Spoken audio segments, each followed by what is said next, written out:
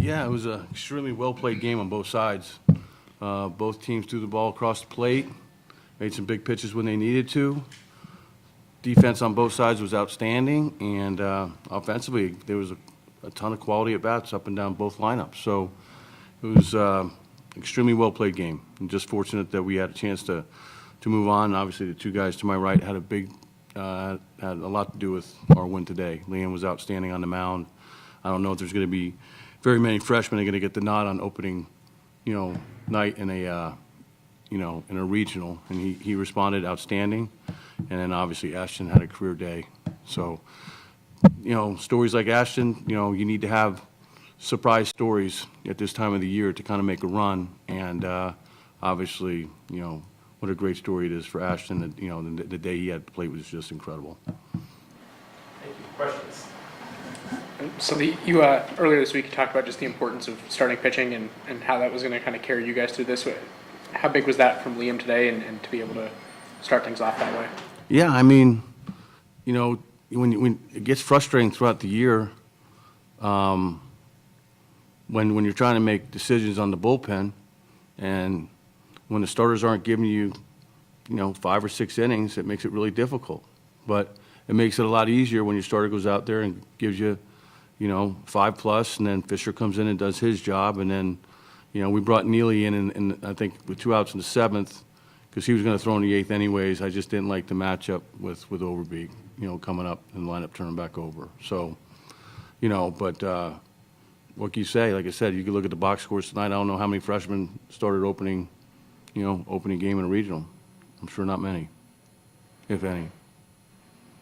Liam, how do you feel like you responded to the situation of getting the ball and also settling in after allowing a couple runs in the first few innings? Yeah, I think it was pretty solid overall. I mean, my teammates made it pretty easy. Kind of, they had my back the whole time, even after a little shaky first inning. They're all picking me up, kind of letting me know, like, it'll be fine for the rest. So it's good having them have my back. But I think once I settled in and really made some pitches, kind of got behind early. But once I started getting ahead, kind of got those, weak swings or weak contact, and my defense kind of helped me out. So when you went out to the mound there in the first inning, kind of what was the message there? You really did turn it around after that. Yeah, just kind of relax, take a deep breath. My mound visits are pretty short. I think Liam will tell you. I mean, I don't really have a whole lot to say most of the time, but just take a deep breath and just, it's been a constant theme for our pitching staff this year. Try to stay away from the 1-0 and 2-1 counts. And settled in, made a couple big pitches, and I think it was runners in second and third at that point, in the first, and we had jumped out to a 1-0 lead. So that was a big moment for him. I think that kind of exemplifies, the improvements he's made. We talked about it yesterday. He's been able to slow the game down and make really the biggest pitches, in a set position and not get sped up. And that was a, perfect example of a moment to where he just had to make some pitches, and he did. Liam, what has that growth been like for you? I mean, what's the difference between maybe what would have happened in that scenario earlier in the year versus now with just being able to kind of handle it? Yeah, I mean, it's definitely been a roller coaster, a lot of highs and lows, but I think just recently I really focused on just kind of settling down and breathing and not really letting the moment get too big for me and kind of letting my heart rate get up, kind of have like a pretty steady heart rate throughout the game, whether there's, bases loaded or no one on. So kind of just had to get used to that and try not to, speed things up when there really hasn't been much damage done, which I think I kind of was doing a little earlier in the season, getting a little too worked up and letting my heart rate get up. Ashton, your teammates yesterday had a good amount of confidence when talking about Brett Sears, even though he had a perfect record and a pretty good ERA. How did you guys kind of maybe just go to the plate, not looking at all those numbers and just trying to have success against Nebraska's ace?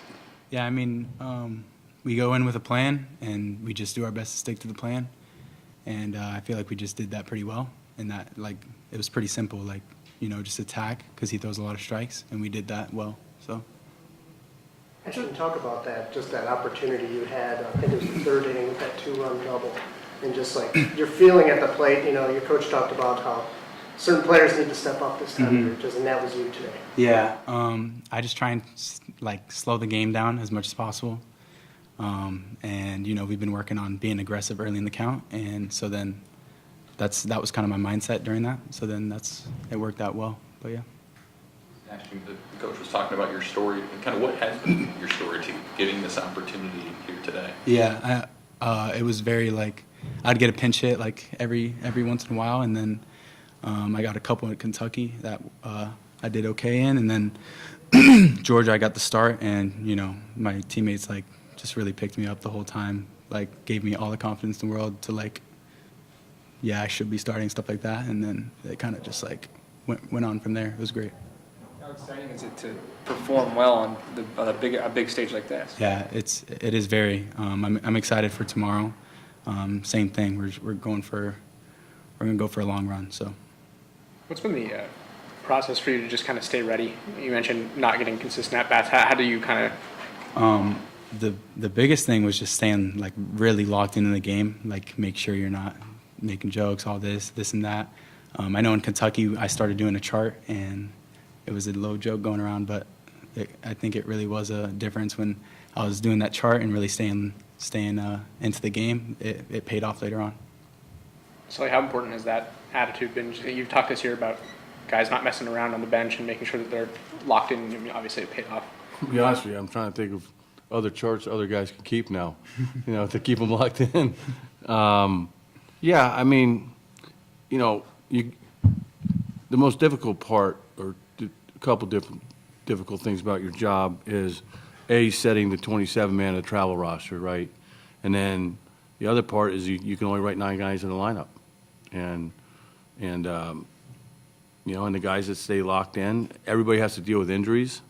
So obviously when Ty went down, that gave, opened the door for Ashton, and he's made the most of his opportunity. The same can be said about Dale. He hadn't played as much as he'd like to. He's been in and out of the lineup, and I'm just really proud of the way he handled today.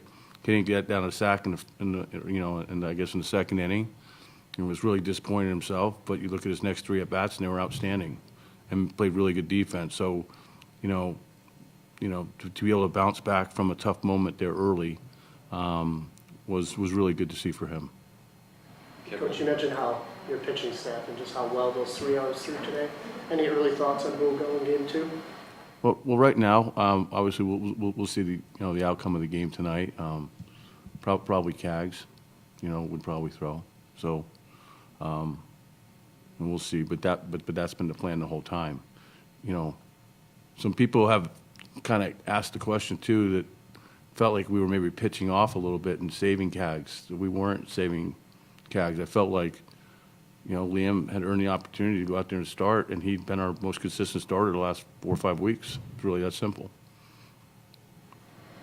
What was your vantage point on that bases loaded situation in the 8th? You guys were able to get out of it with 1 out. What did you see that allowed you guys to do that? We've had some games where we've lost them late, right? So, and I knew they were going to make a run either in the 8th or the 9th. That's just, they're a gritty bunch. And but honestly, it looked like it did last year when Brandon was on the mound at the back end of the game. It just looks like he's just really natural in those situations and has been able to, get into that moment and be able to make some pitches. It reminded me a lot of last year, like I said, when we made our run. Any other questions? Just actually the home run you hit. I mean, that was a pretty nice shot. I mean, is that typical of your power that was light on the scoreboard? Definitely not in BP. I can't do much with the power numbers in BP, but get a hold of one, can do that. So. Anything else? Thank you very much.